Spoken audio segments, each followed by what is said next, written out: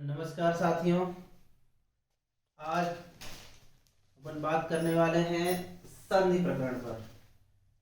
संधि प्रकरण में संधि की परिभाषा, संधि की के प्रकार और उनके अंतर्गत जो तमाम बिंदु हैं वो इसमें शामिल होंगे। तो सबसे पहले अपन संधि पर बात करते हैं। संधि शब्द के आधार पर अगर हम इसे देखें तो इसका जो तात्पर्य है वो है जोड़। संधि का तात्पर्य है जोड़, मेल, आपस में मेल करना। तो जब दो वर्ण आपस में मिलते हैं और उनके मिलने से जो परिवर्तन होता है, उसमें जो परिवर्तन या विकार होता है उसे संधि कहते हैं। तो इसको अगर हम परिभाषा के रूप में लिखेंगे, संधि क्या है? दो वर्णों के, ध्यान रखिएगा यहाँ पे वर्णों के मेल से जो विकार होता है उसे संधि कहते हैं, और जब शब्दों का मेल होता है तो उसे समास कहते हैं। इसमें जो संस्कृत में ये प्रकरण है उसमें वर्ण भेद, शब्द भेद और कारक भेद, पद भेद, उसके आधार पर जो है ये वाक्य रचना, शब्द रचना की गई है। तो यहाँ पर हिंदी में हम बात करेंगे तो इसमें वर्णों के मेल से, दो वर्णों के परस्पर मेल से जो विकार उत्पन्न होता है, दो वर्णों के परस्पर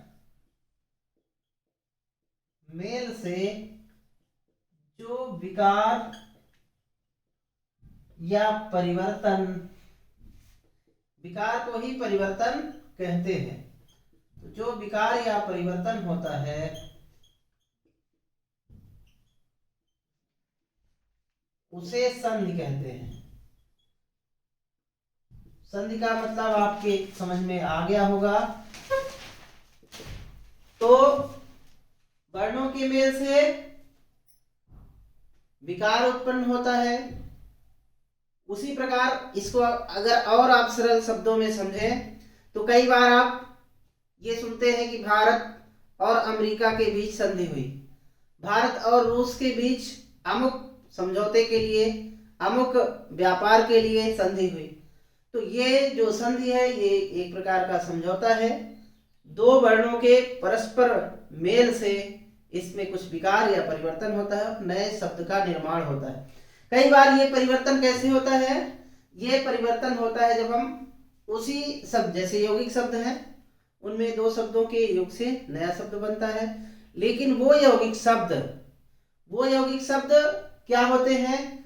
अलग अलग ही होते हैं, पर उनका जब हम जल्दी में उच्चारण करते हैं तो उनके उच्चारण में कुछ परिवर्तन होता है, कुछ विकार होता है, वही यहाँ संधि कहलाती है। जैसे अगर हम कहें प्रति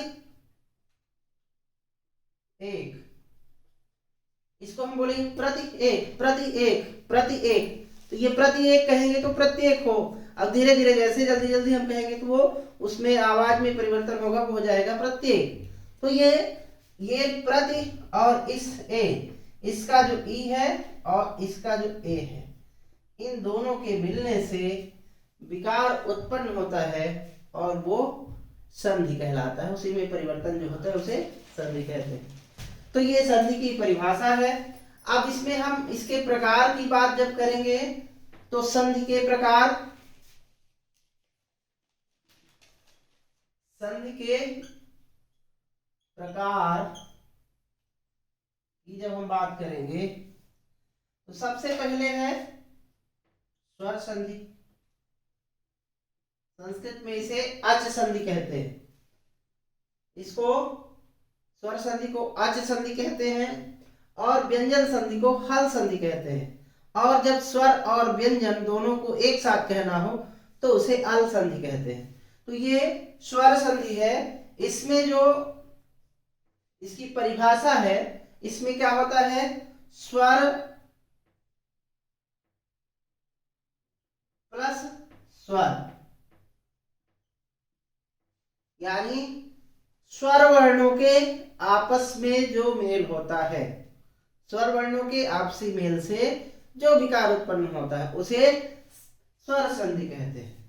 इसमें जो दो शब्द होते हैं, तो प्रथम शब्द के अंतिम वर्ण और द्वितीय शब्द के प्रथम वर्ण दोनों स्वर होने चाहिए, और स्वर वर्णों के आपसी मेल से, आपसी समन्वय से, आप संधि से जो विकार उत्पन्न होता है वो स्वर संधि के अंतर्गत आता है।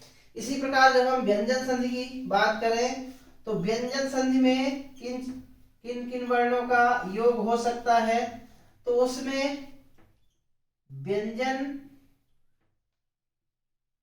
प्लस व्यंजन, व्यंजन और व्यंजन का योग हो सकता है। फिर दूसरा है व्यंजन में स्वर वर्ण का योग हो सकता है, और तीसरा है स्वर वर्ण पहले आ जाए और उसके बाद व्यंजन आ जाए, ऐसा वर्ण भी क्या होगा, व्यंजन संधि होगी। तो इस तरह से ये स्वर संधि है, इसमें स्वर वर्णों का मेल होता है। व्यंजन संधि में व्यंजन वर्ण के साथ स्वर वर्ण, या व्यंजन वर्ण के साथ व्यंजन वर्ण, या स्वर वर्ण के साथ व्यंजन वर्णों का मेल होता है। तो ये व्यंजन संधि के अंतर्गत है। इसी प्रकार इसमें जो तीसरा भेद है इसका विसर्ग संधि।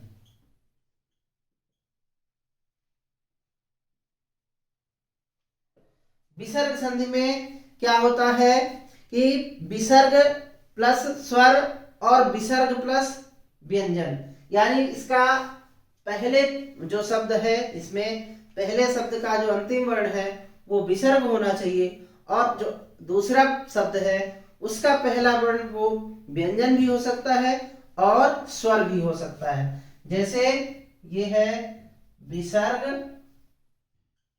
विसर्ग का मेल व्यंजन से भी होगा तो वो विसर्ग संधि होगी, और विसर्ग का मेल स्वर से होगा तो भी वहां विसर्ग संधि होगी। तो इस तरह से ये स्वर संधि, व्यंजन संधि और विसर्ग संधि, ये संधि के 3 प्रकार होते हैं। इसके बाद संस्कृत भाषा में अगर हम देखें तो संधि के 5 प्रकार होते हैं। वहां पंच संधियों का अध्ययन होता है।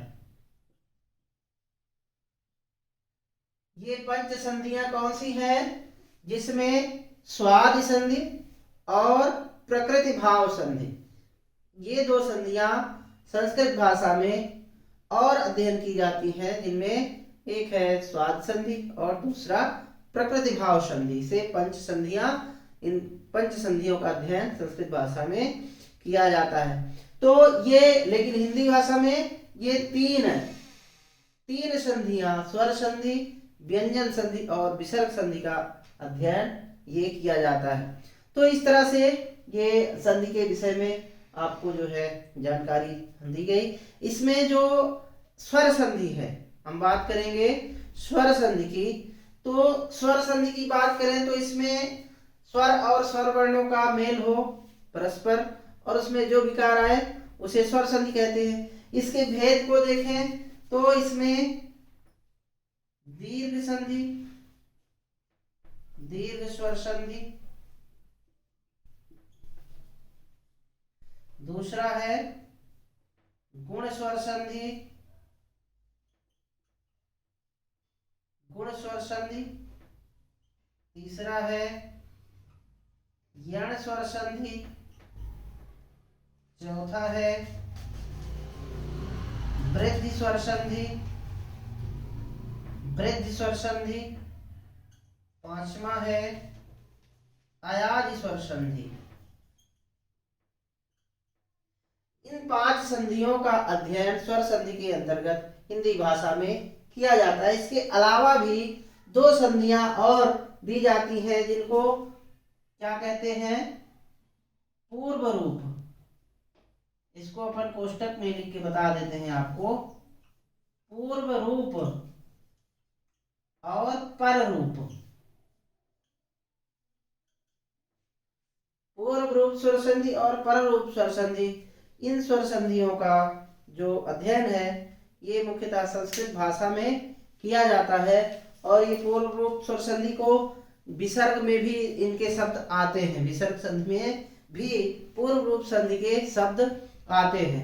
तो हिंदी भाषा में इन्हीं 5 संधियों का दीर्घ संधि, गुण, यण, वृद्धि और अयाद स्वर संधि, इन 5 संधियों का ही अध्ययन करना है। तो ये आपको जो है अगले वीडियो में मैं इसका जो है एक एक करके सभी संधियों का आपको विवरण विधिवत आपको बताऊंगा।